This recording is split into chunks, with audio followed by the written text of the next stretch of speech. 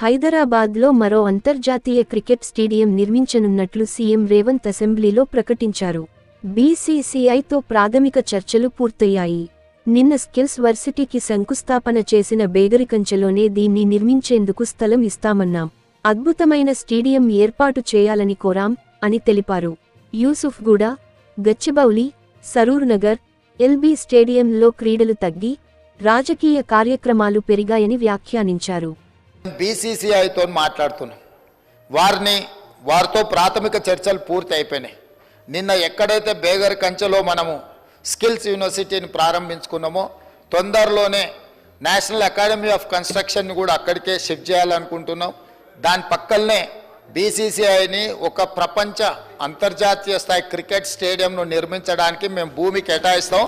మీరు వచ్చి అక్కడ అద్భుతమైన ద బెస్ట్ క్రికెట్ స్టేడియంను నిర్మించండి అని వాళ్ళతో మాట్లాడడం జరిగింది. వాళ్ళు కూడా ముందుకు వచ్చిండ్రు. దాదాపుగా రాబోయే కొద్ది రోజుల్లోనే వారికి భూమి కేటాయించడం, బీసీసీఐ స్వయంగా అక్కడ ఒక మంచి క్రికెట్ స్టేడియాన్ని నిర్మించడానికి ముందుకు వస్తుంది.